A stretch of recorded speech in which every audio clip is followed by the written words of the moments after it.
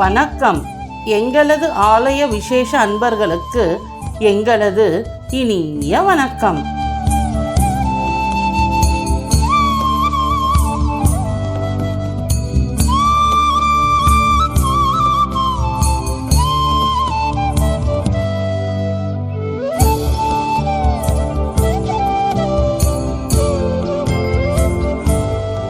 இவ்வாலயத்தின் சிறப்புமிக்க காணொளியை எங்களது சன்ரைஸ் ஃபோட்டோஸ் யூடியூப் ஆலய விசேஷங்கள் சேனல் மூலமாக லைக், ஷேர் அண்ட் சப்ஸ்கிரைப் செய்து பெல் ஐக்கானை கிளிக் செய்யுங்கள்.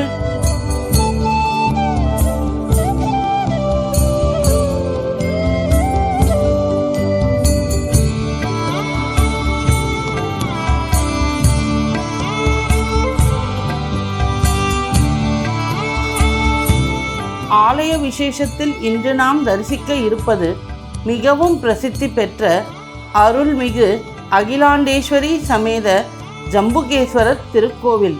இவ்வாலயம் கொரட்டூர் என்னும் இடத்தில் அமைந்துள்ளது.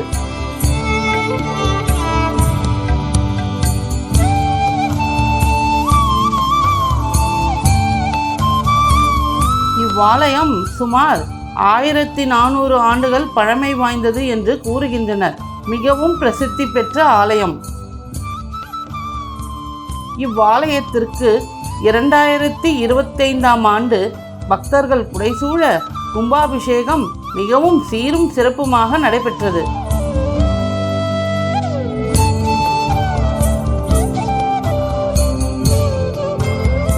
வலதுபுறம் கிழக்கு வாசல் பகுதியாக கொடிமரம், பலிப்பீடம் மற்றும் நந்தி பகவான் வீற்றிருக்கின்றார்.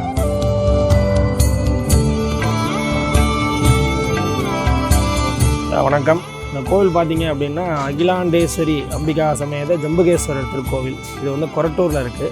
இந்த பாடிக்கு ரொம்ப அருகாமையில் இருக்கக்கூடியது இந்த கொரட்டூர். இந்த கொரட்டூரில் 1400 ஆண்டுகள் பழமை வாய்ந்த ஜம்புகேஸ்வரர் கோவில் இருக்குது. இந்த கோவில் பார்த்தீங்க அப்படின்னு கேட்டிங்கன்னா ரொம்ப பிராச்சீனமான கோவில். இப்போ தான் ஆலயம் சீரமைக்கப்பட்டு கும்பாபிஷேகம் பண்ணியிருக்கு. இந்த ஆலயத்தில் பார்த்தீங்க அப்படின்னு கேட்டிங்கன்னா காகபுஜண்ட சித்தர்னு ஒரு சித்தர் வந்து இங்கே இருந்து வழிபாடு செய்து பூஜை பண்ணிகிட்ருக்காரு. இன்னும் காக்கா ரூபத்தில் வந்து பூஜை பண்ணிகிட்ருக்காரு அப்படிங்கிறது வந்து இங்கே ஐதீகம்.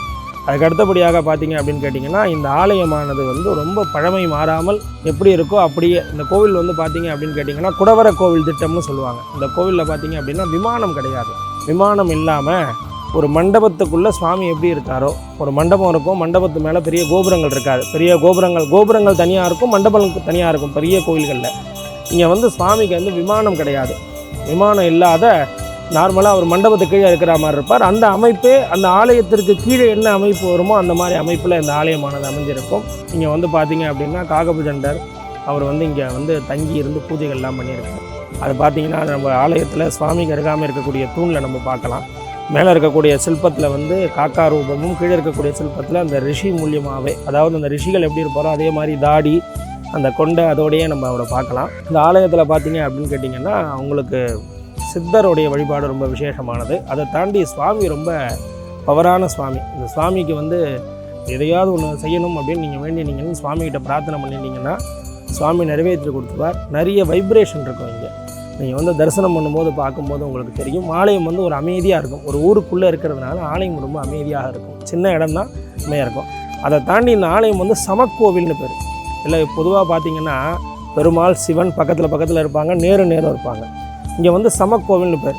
இது சிவன் கோவில். இதுக்கு பக்கத்தில் குளம், அந்தாண்ட ஏத்தாப்புலேயே பெருமாள் கோவில். கோவிலானது இந்த ஊர் அமைப்பில் இருக்குது. இந்த கோவிலை சுற்றி நிறைய தேவதைகள் இருக்குது. இந்த சைடு பார்த்திங்கன்னா படவட்டம்மன் ஒரு அம்மன் தேவதையாக இருக்காங்க. இந்த சைடு கங்கை அம்மன் ஒரு அம்மன் தேவதையாக இருக்காங்க. இந்தண்ட விநாயகர் இருக்கார். அந்த விநாயகர் ரொம்ப விசேஷமான விநாயகர். அந்த விநாயகரும் பல நூற்றாண்டுகளாக இருக்கக்கூடிய விநாயகர். இந்த ஊரில் ஒரு மரபு இருக்குது. பொண்ணோ பையனுக்கோ கல்யாணம் பண்ணுறாங்க அப்படின்னா இந்த ஊரில் வந்து பத்திரிக்கையை வச்சு படைக்கிறதுன்னு ஒன்று உண்டு. அந்த வேஷ்டி, அந்த கல்யாணத்துக்கு யூஸ் பண்ணக்கூடிய வேஷ்டி, புடவை, திருமாங்கல்யம், பத்திரிக்கை இதெல்லாம் கொண்டு வந்து பிள்ளையாருக்கு பொங்கல் வைக்கிறது. நம்ம பொதுவாக அம்மனுக்கு பொங்கல் வைப்போம், எல்லா குலதெய்வத்துக்கு பொங்கல் வைப்போம். இங்கே வந்து விநாயகருக்கு பொங்கல் வச்சு வழிபாடு பண்ணுறதுங்கிறது இந்த ஊரோடைய மரபு. இது பல நூற்றாண்டாக இங்கே இருக்கக்கூடிய மக்கள்கள் கல்யாண அபிஷேகம்னு பேர். அது நீங்கள் வந்தீங்கன்னா அப்பேறுமற்றமான அற்புதமான ஊர் இந்த ஊர்.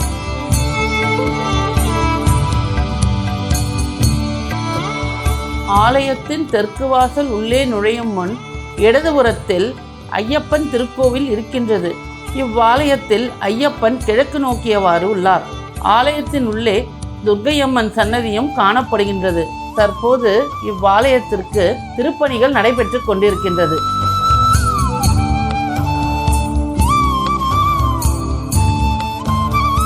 இவ்வாலயத்திற்கு கிழக்கு நோக்கியவாறு ஒரு வாசல், தெற்கு நோக்கியவாறு ஒரு வாசல் என இரு நுழைவு வாயிலை உடையது.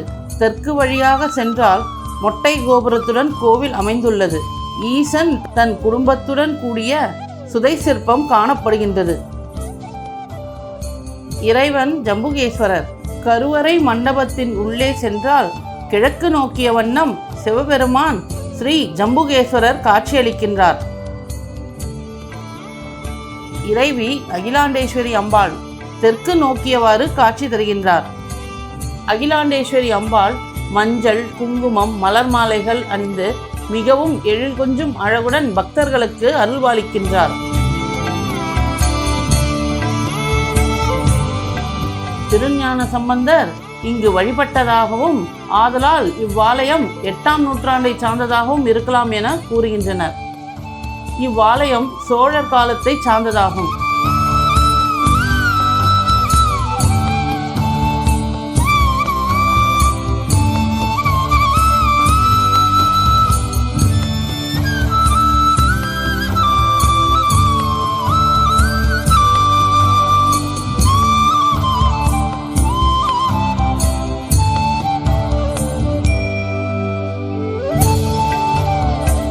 இவ்வாலயம் காலை 7 மணி முதல் 11 மணி வரையிலும், மாலை 5 மணி முதல் இரவு 8 மணி வரையிலும் நடை திறந்து காணப்படுகின்றது.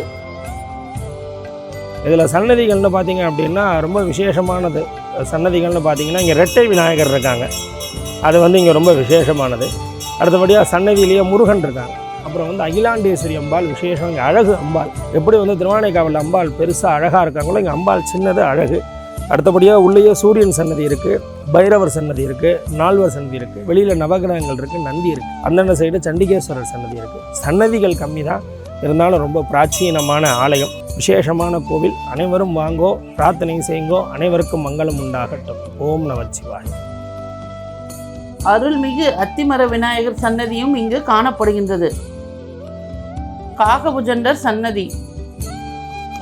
இவ்வாலயத்தில் சித்தர் வழிபாடு மிகவும் விசேஷமாக கருதப்படுகின்றது.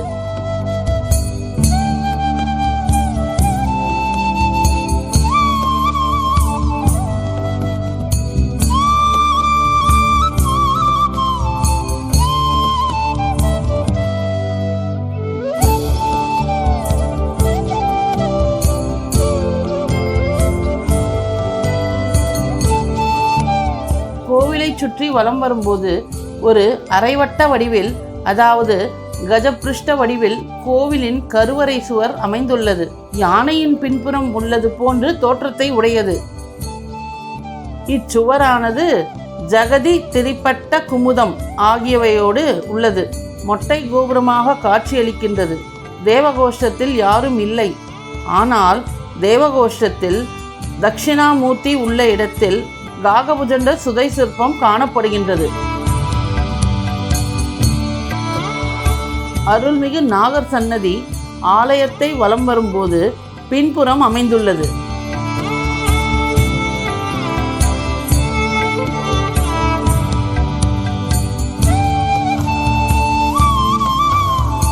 சண்டிகேஸ்வரரின் சன்னதி ஆலயத்தை வலம் வரும்போது காணப்படுகின்றது.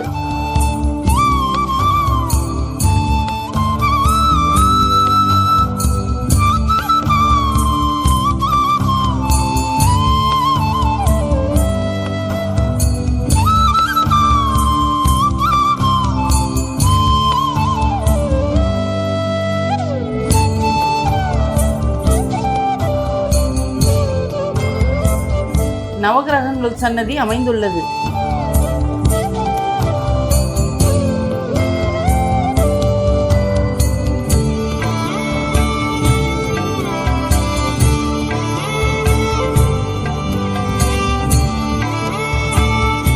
ஈசன் லிங்க வடிவமாக காட்சி தருகிறார். திருநீர்பட்டை, சூரியன், சந்திர தெய்வீக சின்னங்களை அணிந்து மலர் மாலை அலங்காரத்துடன் கம்பீரமாக காட்சியளிக்கின்றார்.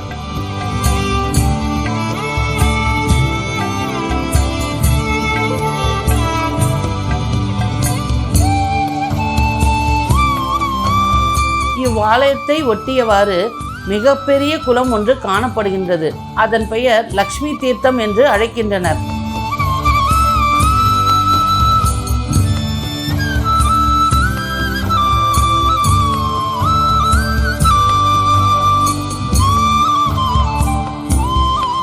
இவ்வளவு அற்புதங்களும் மகிமைகளும் நிறைந்த இவ்வாலயத்தின் காணொளியை கண்குளிர கண்டும் ஆன்மீக பயணமாக இவ்வாலயத்திற்கு சென்றும் அருள்மிகு அகிலாண்டேஸ்வரி சமேத ஜம்புகேஸ்வரர் திருவருள் நல்லாசியை பெற்று வாரீர்.